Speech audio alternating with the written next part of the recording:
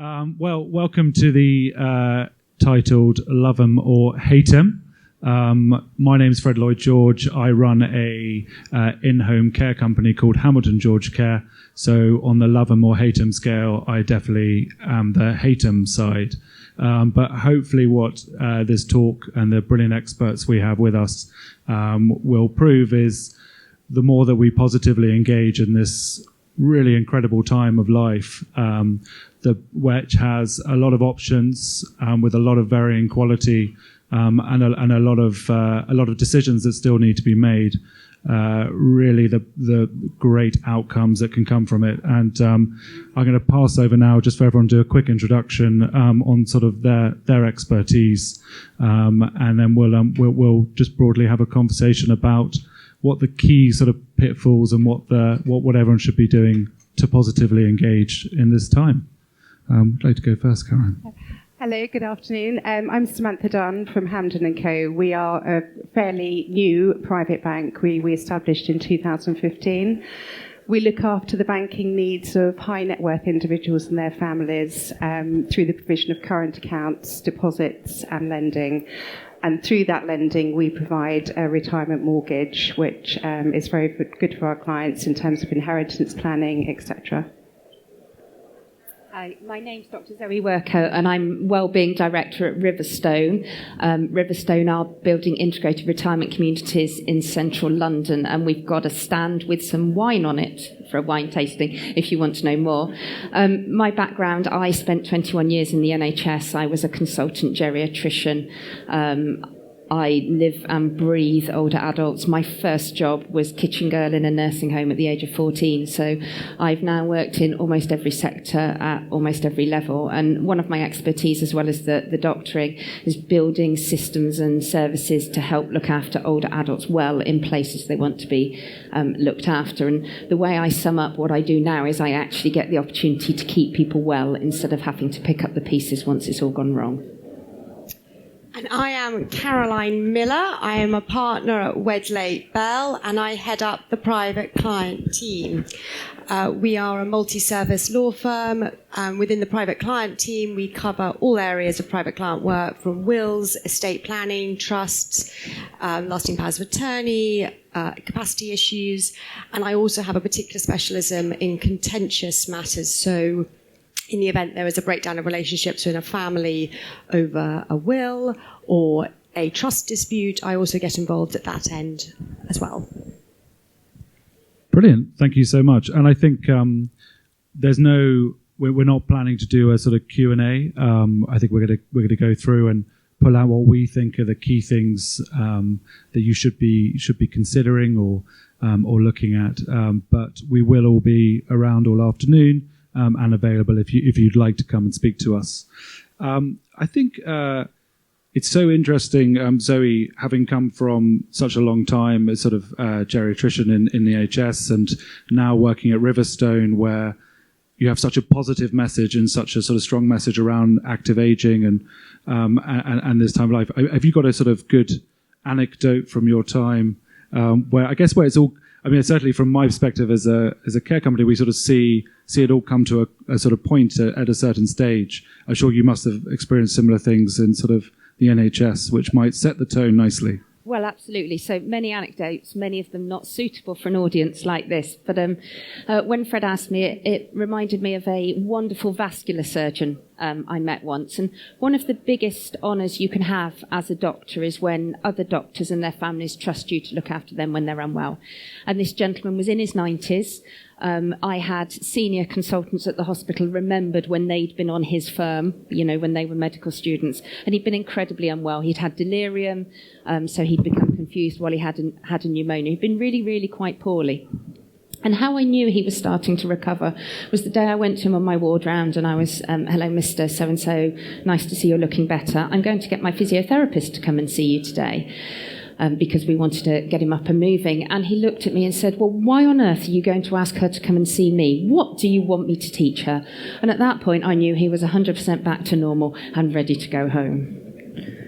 That's brilliant. Thank you so much. And I guess the key thing, and this is a panel of experts, the key thing, I think, which would be a great starting point is, as you're going into retirement age, where do you, probably mainly towards sort of Caroline and Samantha, where do you guys see the pitfalls? What should people be asking you?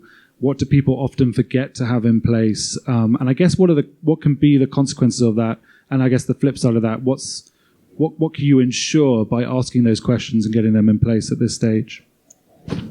Well, that's a very big question. I'm sorry. I was going to say that's an extremely broad question. As the old adage goes, nothing in life is certain except death and taxes. So on the basis we are all going to die at some point and we don't know when, have a will in place. And I'm sure most of you know that. But I think the key is lots of people do a will. They might make a will at the point they get married and then they think, well, I've ticked that box. That's fine. You need to review your will and look at it periodically, particularly at key stages in one's life. I mean, if you happen to get divorced, the will you made when you first married that person is probably no longer suitable. If you acquire grandchildren along the way or other people in your life that you might want to benefit on your death, these are all key events to review your will and look at it. So don't make one will, expect to make lots of wills during the course of your life, and particularly at a retirement point to certainly refresh your mind on what's in your will. And I guess from me, the other key thing is lasting powers of attorney. I'm sure Zoe as a doctor has views on those as well, but they are just invaluable. Unfortunately, none of us know whether or not we will retain our mental faculties for the rest of our life. If you don't, and you don't have a lasting power of attorney in place, the only option for those around you to help with your affairs is to go and get a deputy order, which takes a minimum of 6 months. The Court of Protection might ask lots of questions, there might be delays, and actually the chances are if you needed to make that deputy application, the person helping you manage your affairs needs access to your funds quickly. They don't need to wait 6 months while everything's put in place. So while you can, have a lasting power of attorney. Could you just explain a little bit more kind of what the actual structure of a lasting power of attorney is, and I guess how someone would engage with it to make sure they get their sort of outcomes from it? So, because I don't, obviously we all certainly know what a lasting power of attorney is, but just making sure that it's clear to everyone. Of course. So there are two types of lasting power of attorney. One for your finances and property, and it is a document that can be used to appoint one or more than one person to act on your behalf to manage your property and financial affairs. You can particularly specify that they can also manage their financial investments, etc. If you appoint more than one person, you can choose to appoint those people either jointly, in which case every decision has to be made by both people appointed as attorney, or jointly and severally, and therefore one of the two or more people appointed as attorney can act on your behalf.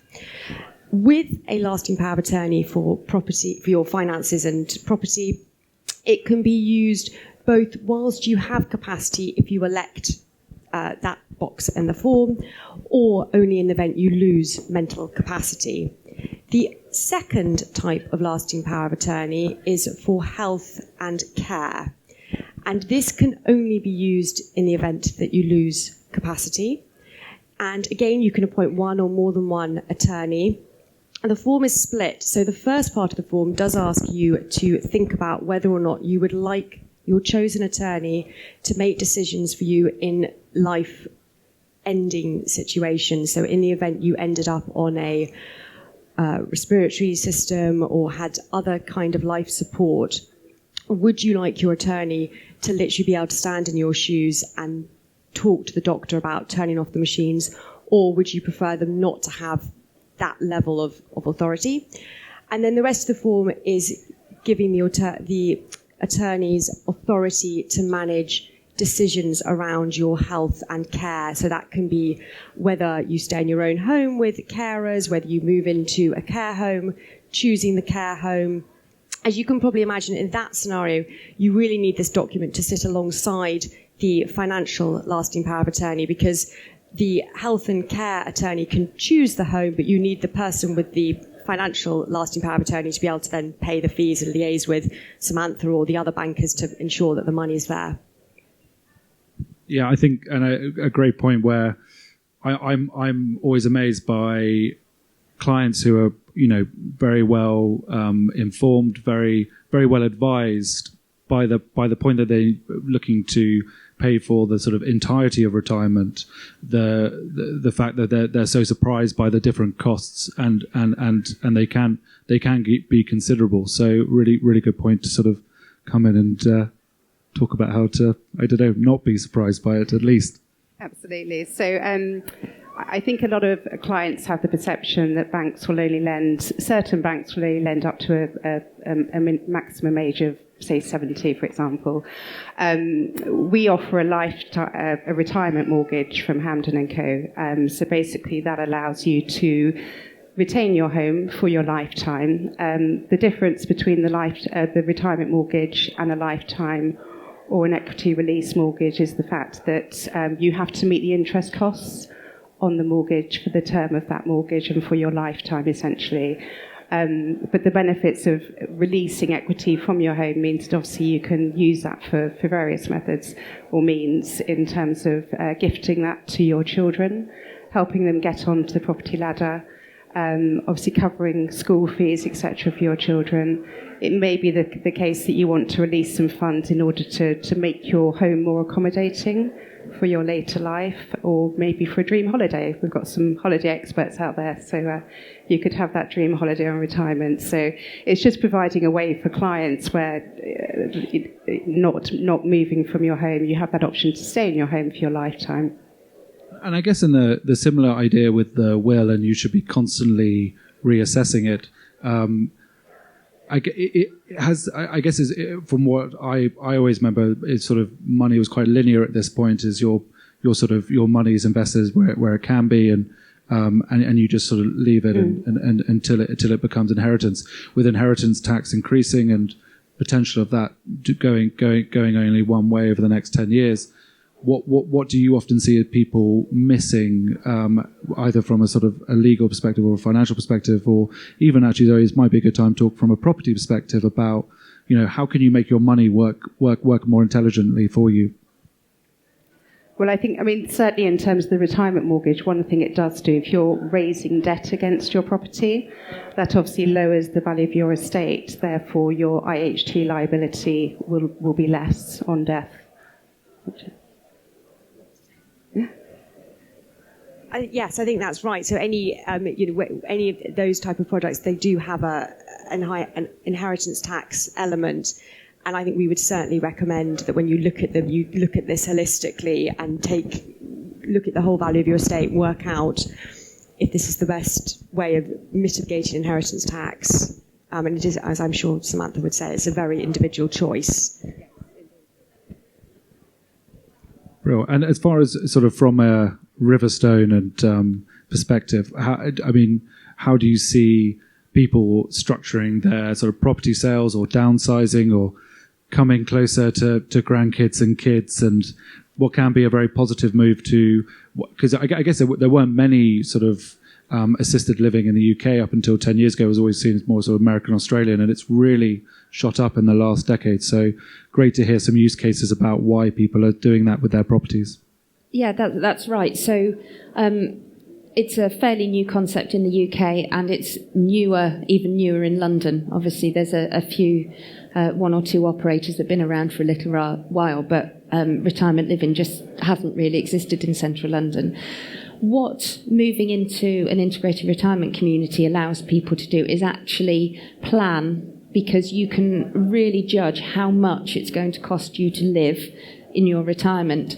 And one of the things that we say actually in all aspects of somebody's life is we want to take away the hard stuff, take away the boring stuff, and actually allow you to concentrate on having fun again.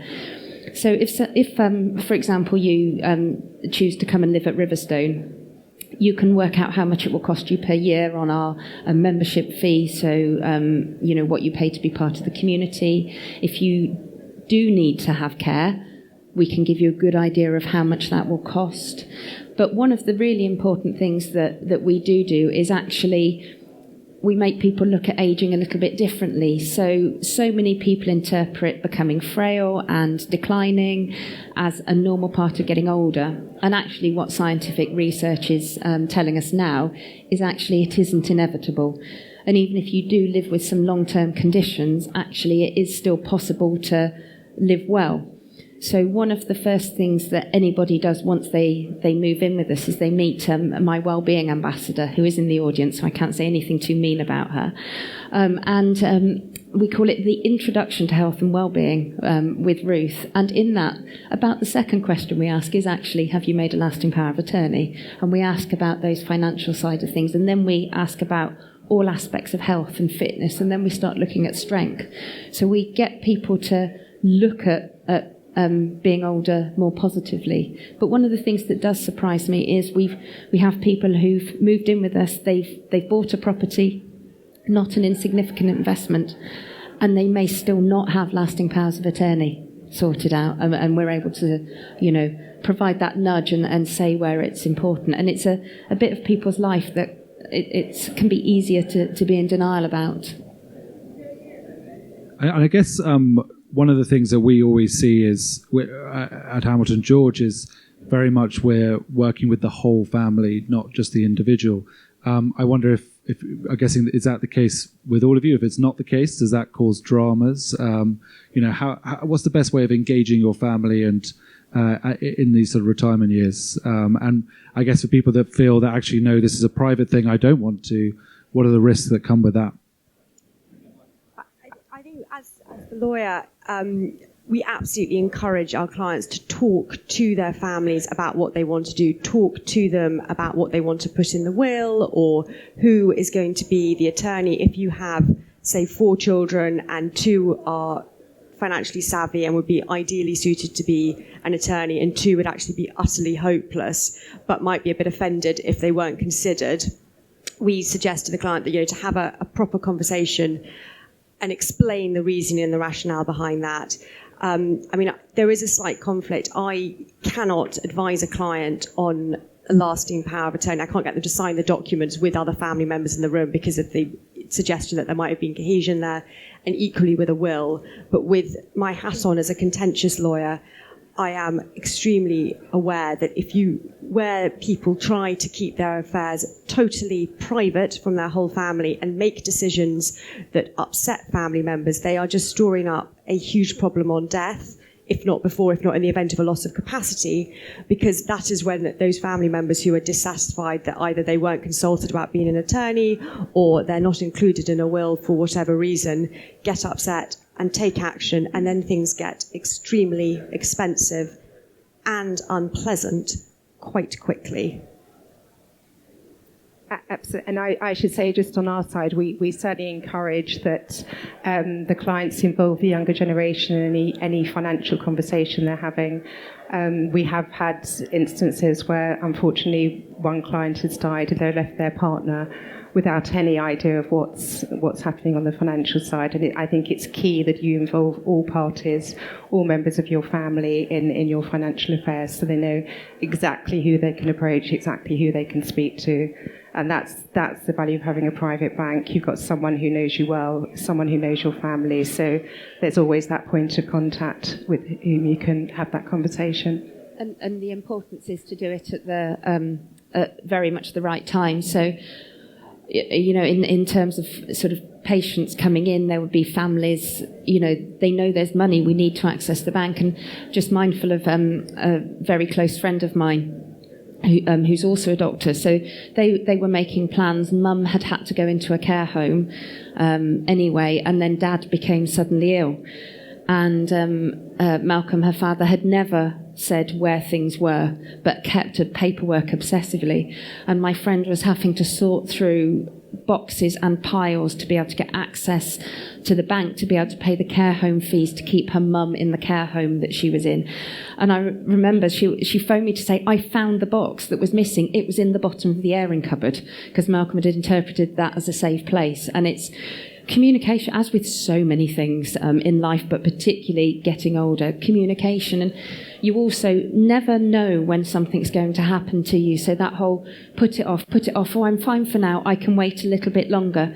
Whether that's making your power of attorney. I have lasting power of attorneys made. because it can happen at any age, whether it's making your power of attorney, making your will, sorting out your finances, deciding when to move into that retirement community. The point that you actually do it, it probably should have been done a couple of years beforehand.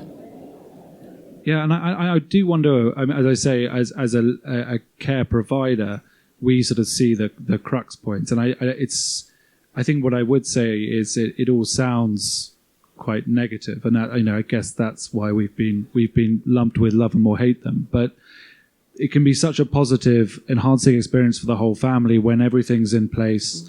The legal framework is there, so you don't have to, be trying to get capacity assessments when the money's been set aside for it, and when you're in an environment where you feel comfortable and everyone knows which direction they're heading on. You don't, from our perspective, we don't have that incredibly stressed child on the end of the phone saying, I just don't know how we're going to get this sorted in 48 hours because that's what the doctors said.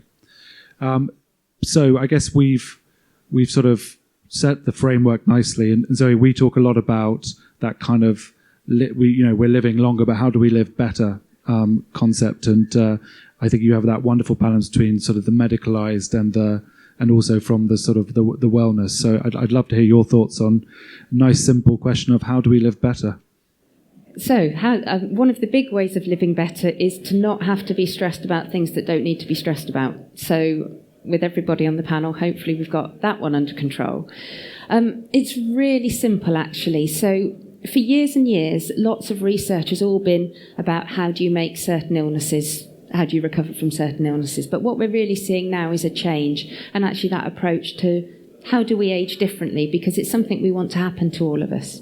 And there's some really clear messages. It's being part of a community and feeling that you're part of a community.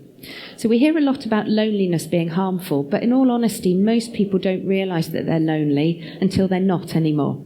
It's something you often don't realise when you're in it. But whether that's living as part of a community, whether it's just belonging to various groups. So that's an important thing. And what that can do is give you a sense of purpose. So if you've got a sense of purpose, a reason to get up in the morning, a reason to do things, we know that's important. There's some interesting research around the blue zones. National Geographic have done all sorts on them, and that's 5 areas of the world where it's normal to live to over 100. And they look at their sense of purpose, and for some it's religion. There's a big Mormon community in California. For others it's tending the garden. For others it's having the daily glass of wine at 4 o'clock in the afternoon with your friends. It's sense of purpose and community. Keeping physically active is important. Doesn't necessarily mean running a marathon, but if you want to run a marathon, well then crack on. Doing what you can do and really working on physical strength. For ages we heard about, it's all about cardiovascular, it's all about getting your heart rate up. And what we know more and more now is, yes, that is a bit important, but it's actually so much more about building strength, building muscles. That's what helps you stay both physically and metaphorically balanced. That's the thing that really makes a difference if you become unwell, stops you falling over. And unfortunately, Gideon was meant to be here today, but who are the people that is it a Pilates instructor? Is it, who are the people that you want to kind of help with that physical fitness? And is it easy to find in sort of retirement age? So it can be a variety of people, but one thing that we're very clear on to our residents is that if you're taking advice for somebody, it needs to be somebody who's got the appropriate skills and qualifications to give the advice that you want. There's a lot of charlatans out there who sort of say, I like old people, I can work with them, I'll do that. But actually, really having that understanding of the different physiology is important. It can be a gym instructor. It might be a physiotherapist. It might just be a walking group, you and your friends all getting together. One of the things we're seeing is we're able to use physiotherapy as a sneaky gateway into exercise for ladies in their 9th and 10th decades who would never dream of using a gym, but persuading them to do a little bit of physiotherapy to improve their strength and balance, and then understanding how that works with our fabulous gym equipment that we've got that isn't boring to use, which is really important.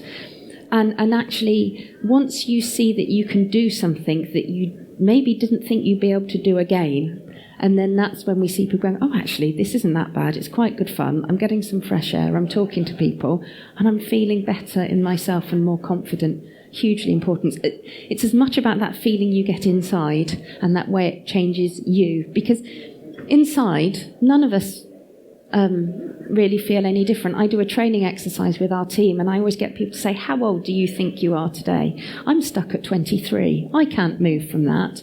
And so many people, you feel you're in your 20s, you're in your 30s. So actually, let's help you match what you feel inside to what you can do again and not just write things off because, maybe your age starts with an 8 or a 9 now.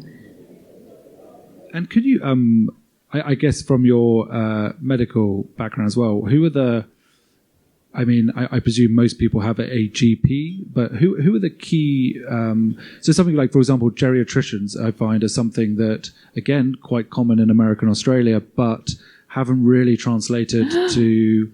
We're way more common here. Really? Yes, it's impossible to get a geriatrician in America. There's hardly any of them. I'll let you go. So one of the... and apologies if there's any ologists in the audience. So when we're younger and you get one thing wrong with you, so if you've got a problem with your lungs, the best persons to see is a respiratory physician. If it's your heart, it's a cardiologist. As you get older and maybe have 5 or 6 different things wrong with you, and you're still seeing 5 or 6 different specialists, you're going to be on one set of tablets that are really bad for another bit of you, a different set of tablets. The cardiologist will start that one thing, the endocrinologist will stop something else. What geriatricians do is we specialise in complexity and we put the person at the centre of it. So we're really good at putting the person at the middle and saying, what matters to you? What's important to you? What do you want to do with your day? We also like going in for a fight with our single specialist colleagues as well. And we'll say, actually, we're stopping that, and that's the reason we want to do it. So if walking up and down the Thames path is really important to you in a game of tennis, you need your blood pressure high enough that you're not going dizzy and falling over. You need to be able to have your blood sugars at a high enough level that they're not dropping and making you feel unwell. And that means little bits of payoffs at times. So that's what geriatricians do. They don't tend to, other than in London, it's almost impossible to find a geriatrician working privately. But yeah, and there's so many more geriatricians. So you got me off on one now, Fred. No, it's great. England is actually the home of geriatric medicine, and it was founded by a lady called Marjorie Warren. And Marjorie Warren House is the headquarters of the British Geriatric Society and is on St John's Square in London. I would try and justify myself, but I think there's no point. But yeah, so geriatricians, clearly very important. GP, vital. Yeah. So the important things about geriatricians is they never work on their own. If you take a multidisciplinary team away from a geriatrician, it's like chopping both their arms off. So GP is really, really important, as are what we call allied health professionals. So that's occupational therapists, physiotherapists, maybe speech and language therapists, all depending on what you need. If it's somebody who needs or is having live-in care, it's the carers, it's the family, it's the next-door neighbour, it's the dog, it's the cat. It's all of those things that are part of that person's life and really important. And sometimes actually the job title doesn't matter. It's who does the individual trust?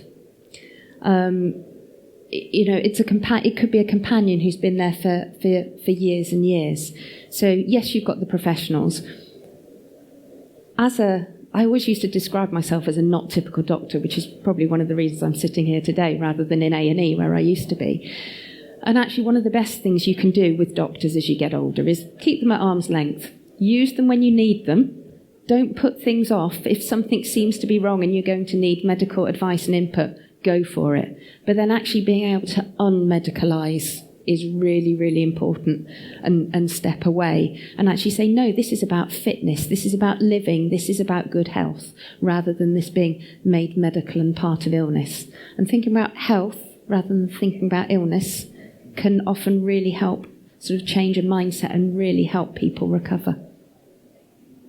And then I think as we sort of, I guess, naturally move down the sort of the journey for where we're going, there was a beautiful piece in the Saturday Times by Will Pavia about his father needing care, and likening it to the Mike Tyson quote, "Everyone's got a plan until they get punched in the mouth." So I think I think eventually all of the things that we discuss come to a head. And what I guess from my perspective, one of the key things is the environment that you're in. So being able to, if you so wish, want to remain at home, having that environment that you've thought about what adaptations that you need, or where you're going to be able to put a bed if it's required.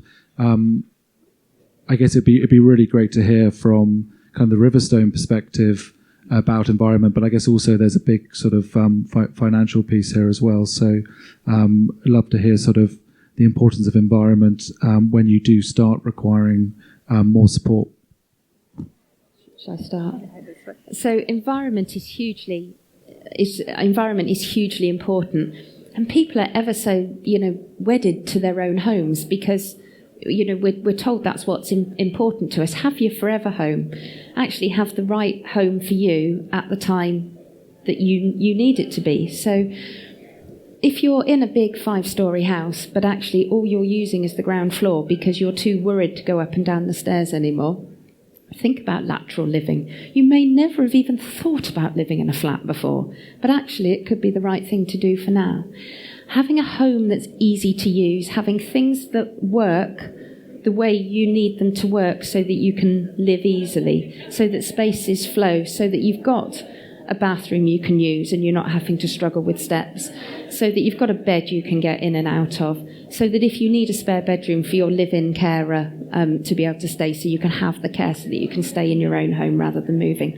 All of those things are really important, but they require investment whichever way you're going to do that. So I mean, I because of who I work for, I'm going to say, sell your house and move in with us. Mm-hmm. But actually, if you're going to stay in your own home, you may need to spend money on having some really significant changes made.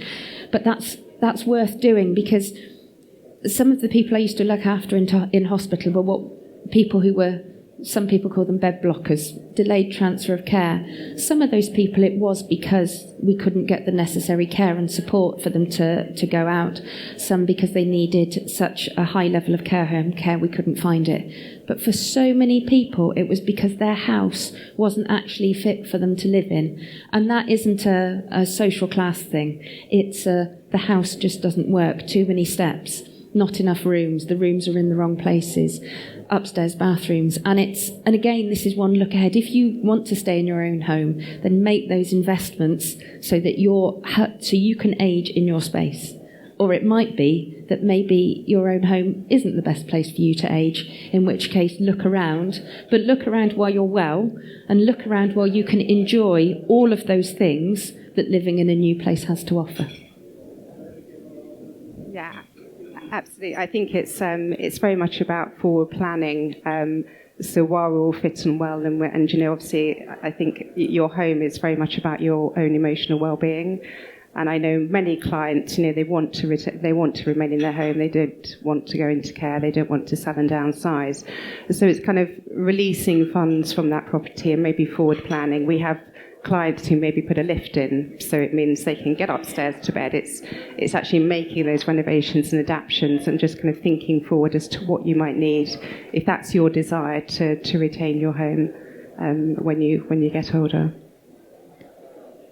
Well, I think as we're coming towards the end now, I think it'd be really good to try and finish on there's obviously a lot of information to take away, and it's a sort of it's a tricky time to think about as well. So I think, based on the title, I guess it'd be great just to do sort of slightly closing statement on why should everyone love us?